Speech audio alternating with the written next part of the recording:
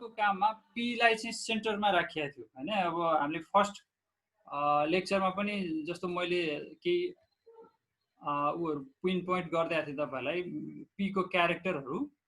त्यो क्यारेक्टरले गर्दाखेरि चाहिँ यो सक्सेसफुली एक्सपेरिमेन्ट गर्न पीमा पोसिबल रहेछ। जेनेटिक एक्सपेरिमेन्टहरु क्यारी आउट गर्नलाई चाहिँ पी सबभन्दा डिजायरेबल त्यतिखेरको क्रप मध्येको डिजायरेबल क्रप हो। जस्तो कि मेन्डलको काममा विशेषतः 7 वटा क्यारेक्टरलाई लिएको थियो हैन। पी को सँग सम्बन्धित 7 वटा क्यारेक्टरमा एउटा सीडको टेक्सचर थियो। टेक्सचर भन्नेबित्तिकै राउन्ड र रिङ्कल्ड भनेर बुझ्नु पर्यो हैन। एउटा सीडको टेक्सचर अन्तर्गत राउन्ड र रिङ्कल पर्न सक्छ। अर्को सीडको कलर थियो, येलो र ग्रीन टाइप सीड कलर। अर्को थियो फ्लावरको कलरेसन, पर्पल र व्हाइट टाइप फ्लावरेसन। त्यस्तै अर्को थियो पडको सेप हैन। पडको सेपमा एउटा इन्फ्लेटेड र अर्को पिन्च टाइप है। इन्फ्लेटेड र पिन्च टाइप थियो, एउटा चाहिँ फुकेको, अर्को चाहिँ चाउरी परेको जस्तो त्यस्तो खालको पडको भेरिएसन थियो है। अब मैले सामान्यतः यी क्यारेक्टर अरु पनि क्यारेक्टर भने है त। जस्तो अर्को क्यारेक्टरमा थियो ग्रीन र येलो टाइपको पडहरु हैन। पडको क्यारेक्टरमा कलर पनि रहेछ एउटा। पडको एउटा टेक्सचरै आयो हैन, इन्फ्लेटेड र पिन्च भन्यो, र त्यससँगै पडको कलरेसन पनि फरक थियो।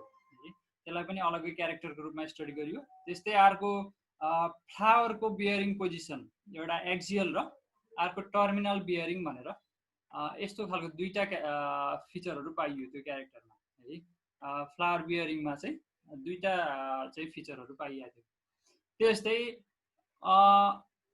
अर्को क्यारेक्टरमा चाहिँ सर्ट र लङ टाइपको स्टेम हैन। स्टेमहरु लामो हुने या त छोटो हुने, त्यसले गर्दाखेरि समग्र प्लान्ट नै लामो र अग्लो या होचो हुने भयो हैन। त्यो विशेषता पनि थियो। अब त्यो बाहेक मैले यी विशेषताहरुलाई चाहिँ क्यारेक्टर भनेर भन्छु हैन। 7 वटा क्यारेक्टरहरु हैन, and they have contrasting characters in each of those. हरेक 7 वटा त्यो क्यारेक्टरहरु मध्ये चाहिँ एउटा पेयरको कन्ट्रास्टिङ क्यारेक्टरहरु छ।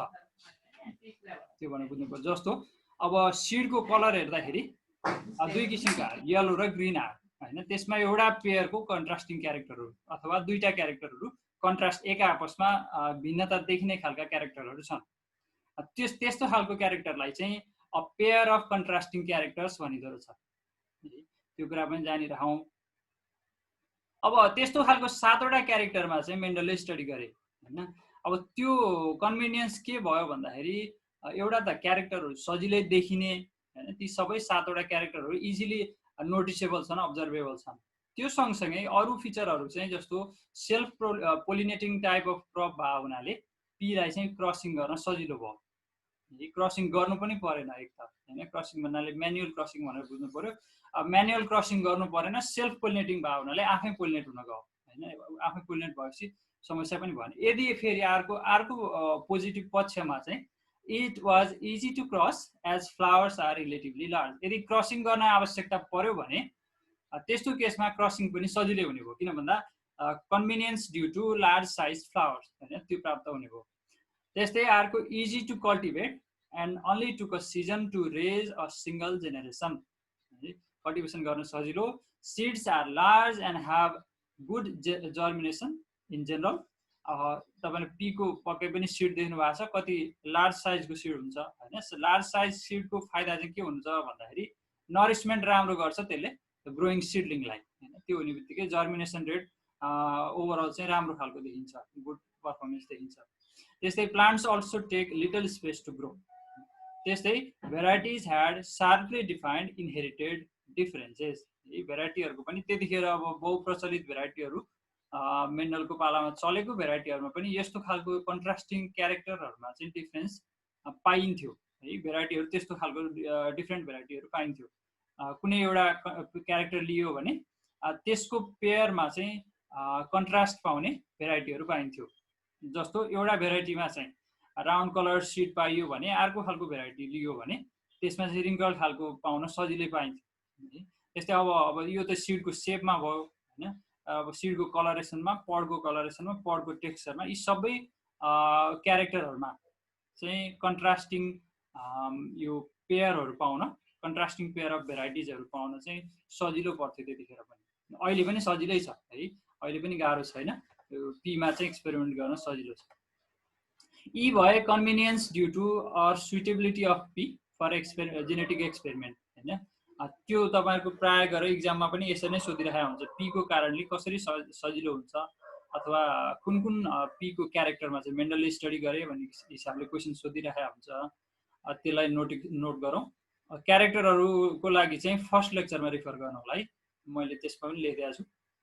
ल अफ सेग्रिगेसनमा जाउँ। मेन्डलले पोस्टुलेट गरेको अथवा मेन्डलले यो प्रोपाउन्ड गरेको, डिस्कभर गरेको पहिलो ल भनेको ल अफ सेग्रिगेसन अथवा law of purity of gametes हो। मेन्डलले खास के काम गरेर यो लसम्म पुगे त होइन, यो कन्क्लुजनसम्म पुगे, ललाई डिस्कभर गरे भन्दाखेरि सबभन्दा पहिला त 2 different varieties were crossed for each character.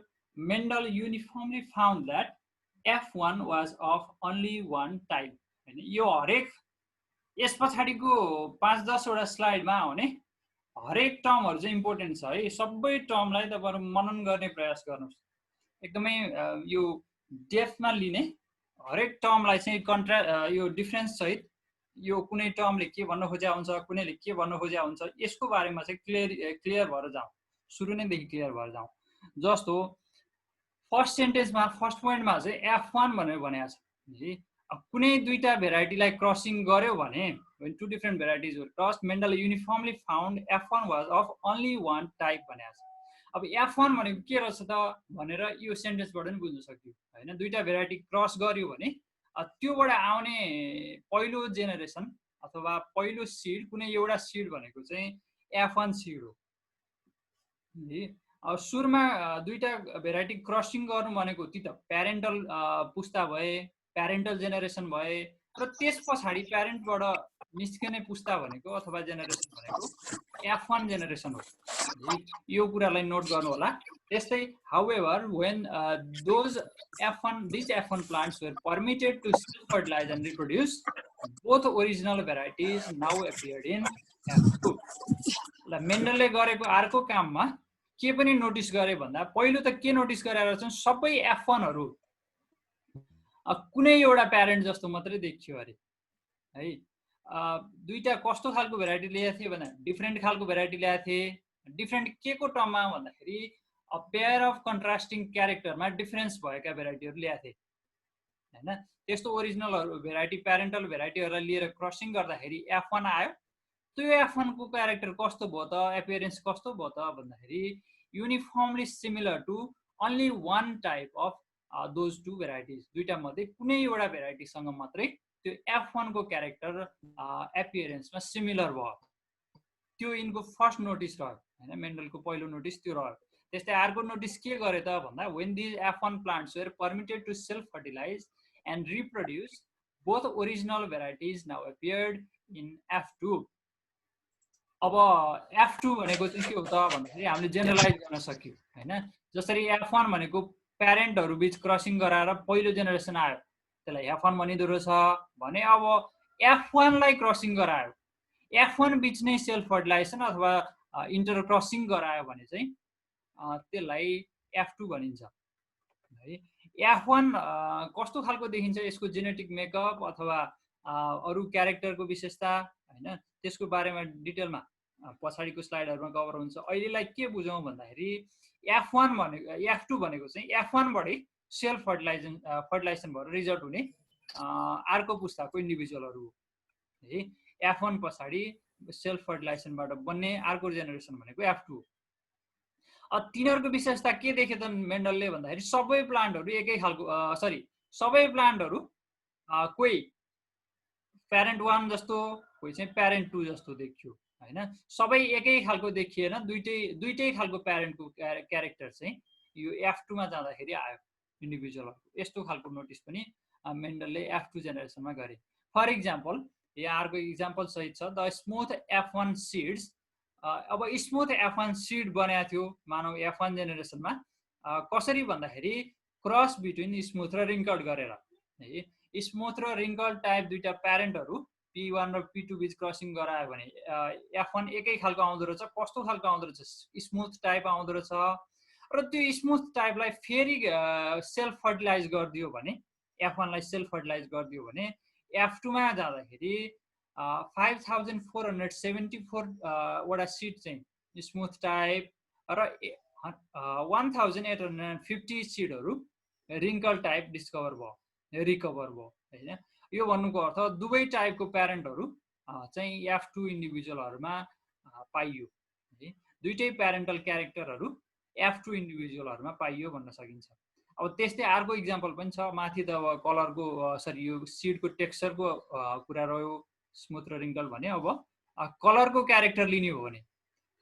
Pair of varieties contrasting for colour character of seed हैन त्यस्तो लियो भने जस्तो येलो र ग्रीन कलरको दुईटा भेराइटीहरू बीच क्रसिङ गरायो भने F1 चाहिँ येलो आउने सबै र F1 को फेरि सेल्फ फर्टिलाइजेसन गर्यो भने चाहिँ येलो र ग्रीन टाइपको सिडहरू return back as like parental types हैन character that returns back to similar to parental type appears in F2 generation यस्तो खालको इन्डिभिजुअलहरू फेरि F2 मा पाइयो यो चाहिँ मेन्डलले गरेको काममा उनले गरेको अब्जर्भेसन पनि हो है एउटा मेन्डलको अब्जर्भेसन भयो अब मेन्डलले रिजल्टलाई चाहिँ कसरी इन्टरप्रेट गर्छन् हैन त्यसको कुरा इम्पोर्टेन्ट छ हाम्रो एज अ जेनेटिसिस्ट हैन as a student or as a learner of genetics हैन we need to understand how results are interpreted त्यो कुरा जान्न आवश्यक छ For all 7 characters tested, the result appeared to fit the following pattern.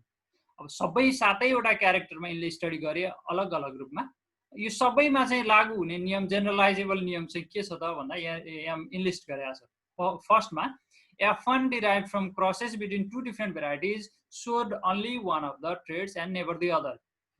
यो कुरा पाइयो हैन F1 ले सधैँ एउटाको मात्रै क्यारेक्टर देखाउँछ एउटा प्यारेन्टको मात्रै कहिले पनि अर्कोको देखाउँदैन भन्ने त्यो खालको अब्जर्भेसन पाइयो है अब 7वटा क्यारेक्टरलाई इन्डिभिजुअली स्टडी गर्दाखेरि त्यो कुरा पनि नबिर्सौं अब दोस्रो फिचर के पाइयो त रिजल्टमा भन्दाखेरि the trait that had disappeared or been hidden in the F1 reappeared in the F2 but only in a frequency of 1/4 that of total number यो खालको अब्जर्भेसन पनि पाइयो रिजल्टमा है के पाइयो त भन्दाखेरि F1 मा हाइड भएको क्यारेक्टर पनि जस्तो F1 मा त एउटा मात्रै देखाएको थियो अर्को त हाइड भएको थियो त्यो फेरि गएर त्यो हिडन क्यारेक्टर सेकेन्ड जेनेरेसनमा F2 जेनेरेसनमा गएर फेरि रिअपियर भयो तर कसरी रिअपियर भयो भन्दाखेरि लेस देन हाफ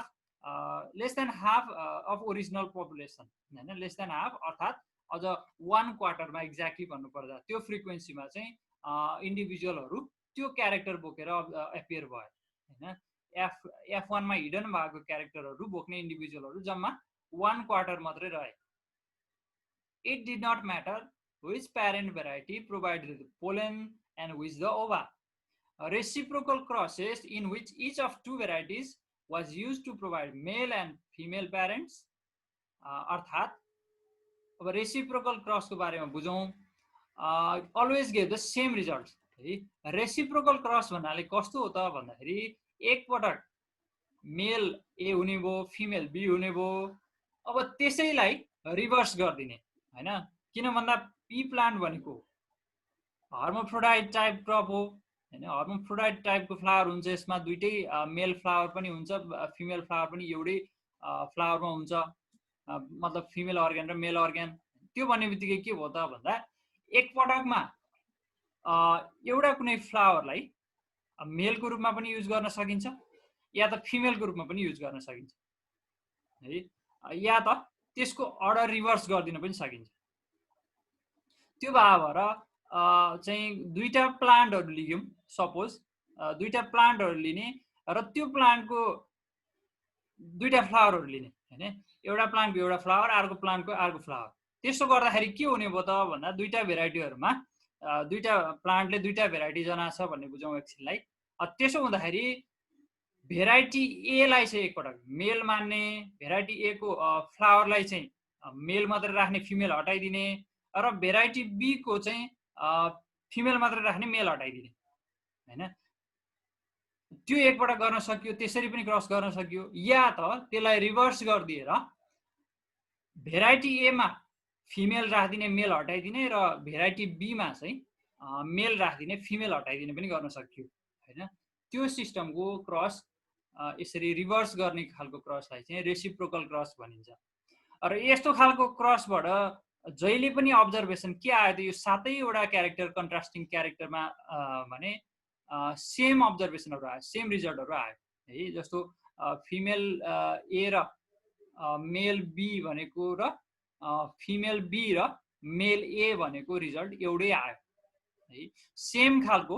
जस्तो F1 मा सबै एउटै मात्रै प्यारेन्टको आएको थियो भने, एउटा मात्रै क्यारेक्टर एपियर भएको थियो भने, त्यही क्यारेक्टर चाहिँ जुन खालको क्रस गर्दा पनि एपियर भयो है।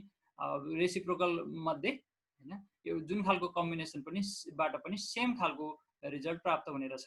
रेसिप्रोकल क्रसले फरक पार्दो रहन्छ भन्ने एउटा रिजल्ट आयो। Thus there was no indication that any trait Mendel observed was transmitted only through paternal or maternal inheritance। अब कुनै एउटा प्यारेन्टबाट मात्रै गएको हो भन्ने कुरा त्यो साबित भएन, त्यसको लागि केही आधार मिलेन। दुईटै प्यारेन्टबाट जानेर छ भन्ने कुरा चाहिँ त्यो सार अथवा त्यो रिजल्ट आयो। अब मेन्डलले इन्टरप्रेट गर्दाखेरि Mendel called the determining agent responsible for each trait a factor. मेन्डलले त्यो क्यारेक्टर डिटर्माइन गर्ने वस्तु हैन, जुन चाहिँ इन्डिभिजुअल अर्गानिजममा हुन्छ अथवा इन्डिभिजुअल प्लान्टमा हुने रहेछ, पी प्लान्टमा हुने रहेछ, त्यसलाई चाहिँ फ्याक्टरको नाम दिए। फ्याक्टरको कारणले यो डिटर्माइन हुन्छ क्यारेक्टरहरू भन्ने कुरा यिनले यो फ्याक्टर भन्ने टर्म अगाडि राखे। त्यस्तै the phenomena by which only one trait appears and the other does not even the factors for both are present is called dominance. अब वास्तवमा के हुन्छ भन्दाखेरि यो हामीले अगाडि स्लाइडबाट नि हेरौँला, त्यो हिडन हुने र अर्को देखिने खालको क्यारेक्टर थियो हैन F1 मा। र F1 मा यदि क्यारेक्टर हाइड हुन्छ भने त्यो चाहिँ रिसेसिभ टाइप क्यारेक्टर हो भनेर बुझ्नुपर्छ। तर यदि जुन चाहिँ क्यारेक्टर देखिन्छ, जुन चाहिँ हाइड हुँदैन, F1 मा मात्रै देखिने क्यारेक्टर, F1 मा सबै इन्डिभिजुअलमा देखिने क्यारेक्टर भनेको चाहिँ त्यो डोमिनेन्ट क्यारेक्टर हो अरे। यसरी डोमिनेन्स र रिसेसिभनेसलाई मेन्डलले डिफाइन पनि गरेका छन्। In contrast to theory for blended inheritance. अब मेन्डलको पाला भन्दा अगाडि, यो 1860s भन्दा अगाडि चाहिँ ब्लेन्डेड थ्योरी भन्ने पनि आइडिया यो पपुलर थियो हैन।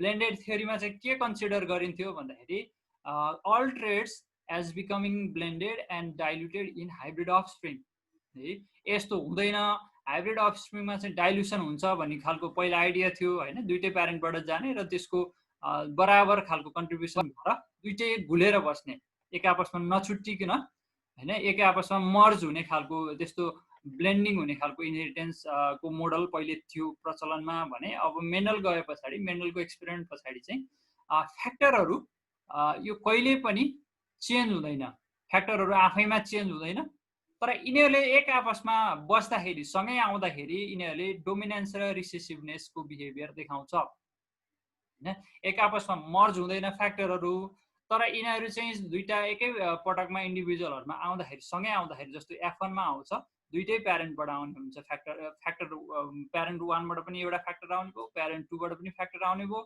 अब ती दुईटै प्यारेन्टबाट आउँदाखेरि सँगै बस्दाखेरिको अवस्थामा मात्रै फ्याक्टरहरूले चाहिँ यो डोमिनेन्स र रिसेसिभ बिहेभियर देखाउँछ, तर यिनीहरू आफैमा चाहिँ चेन्ज हुने होइन, आफै मर्ज भएर नयाँ खालको कुनै क्यारेक्टर बन्ने होइन भन्ने यो मेन्डलले प्रमाणित गरिदिए। त्यो के को आधारमा भन्दाखेरि यो एक्सपेरिमेन्टको आधारमा हेर्नुहोस्, यहाँ देखाएको मेन्डलले गरेको पी को कलरको अब्जर्भेसन यतापट्टि छ है। त्यो बाहेक अरू सबै सातैवटा क्यारेक्टरमा गरेको अब्जर्भेसनहरू पनि मैले यहाँ साइडमा दिएको छु। यो खालको अब्जर्भेसन यिनले पाए। अब एउटा कलर जस्तो पी कलरको लागि मात्रै हेर्दाखेरि के भयो त भन्दा, सुरुमा F1 थियो, F1 केले बन्यो त भन्दाखेरि यो येलो र ग्रीन टाइप है, येलो र ग्रीन टाइपलाई क्रस गरेर अनि बन्याओ हैन, F1 बन्याओ।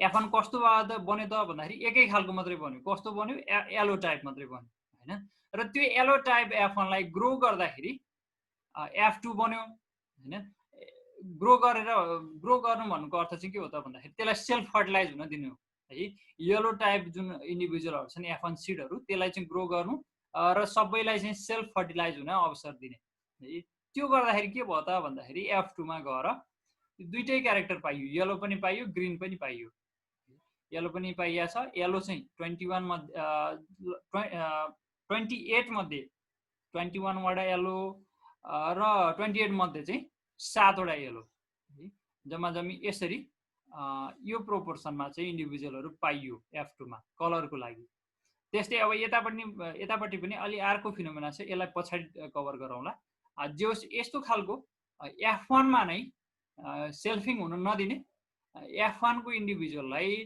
रिसेसिभ टाइप इन्डिभिजुअलसँग क्रसिङ गराइदियो भने कस्तो खालको रिजल्ट देखिन्छ भन्ने कुरा यहाँ देखा हो यसलाई म पछाडी कभर गर्छु है अहिलेलाई यस्तो पनि सम्भव छ भनेर बुझौं जस्तो F1 लाई हैन F1 भनेको येलो हो सर हजुर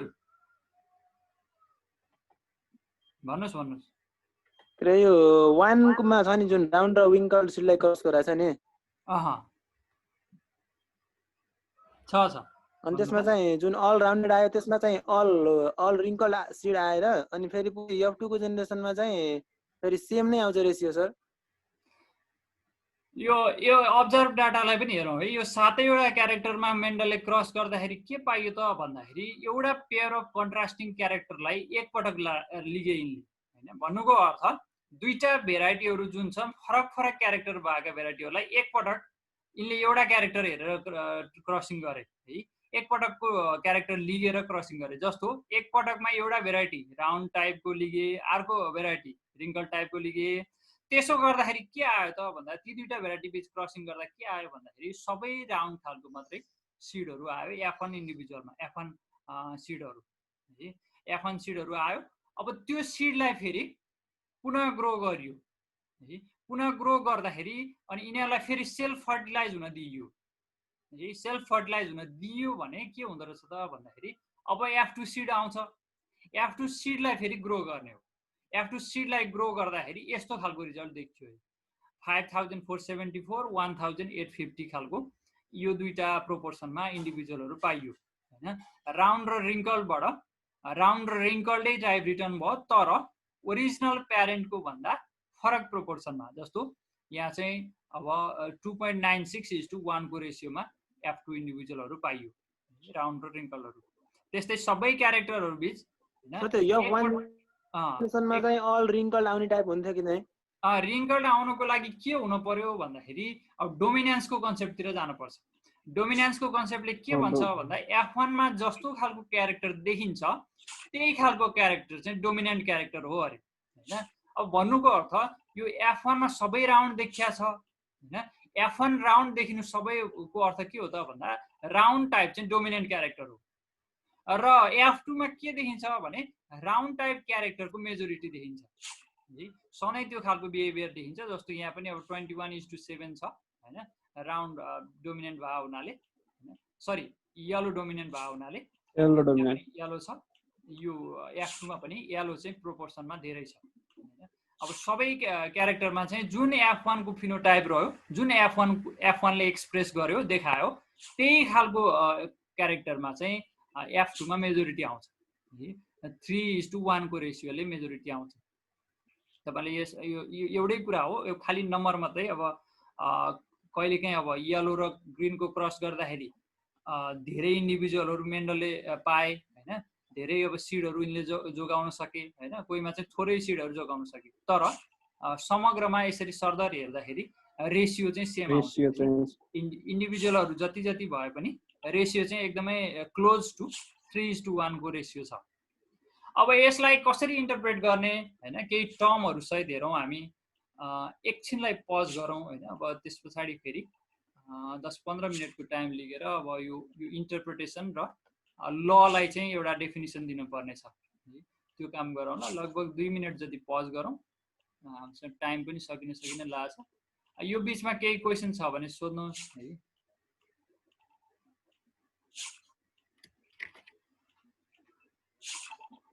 भाइले भन्न खोज्नु भयो बुझ्नुभयो नि बुझ्नुभयो कि बुझ्नु भएन जस्तो रिङ्कल्ड आइदियो F1 मा भने के हुन्छ भन्नुभएको थियो रिङ्कल्ड आउनुको अर्थ चाहिँ रिङ्कल्ड भनेकै के रहेछ त भन्दा डोमिनेन्ट रहेछ भन्ने जान्नुपर्छ हामीले है F1 डोमिनेन्स क्यारेक्टर मा जस्तो खालको बिहेभियर देखिन्छ त्यही चाहिँ डोमिनेन्ट हो तर वास्तवमा यो नेचुरल कन्डिसनमा के हो त भन्दा यो round type is generally dominant over wrinkled type हैन जस्तो जस्तो यहाँ देखिया छ यो चाहिँ मेन्डलले पाएको अब्जर्भेसन हो अब यसमा चाहिँ नेचरमा कस्तो हुँदो रहेछ भन्ने कुरा योबाट जेनरलाइज गर्न सकिन्छ त्यो बाहेक कहिलेकाहीँ अब क्रप अनुसार फरक पनि हुन सक्यो जस्तो अब पीमा चाहिँ round is dominant over wrinkled हुन्छ भने अरू कुनै क्रपमा त्यो नहुन पनि सक्छ wrinkled could be dominant over round हुन पनि सक्छ यो पनि पाइन सकिन्छ बुझ्यो सर बुझ्यो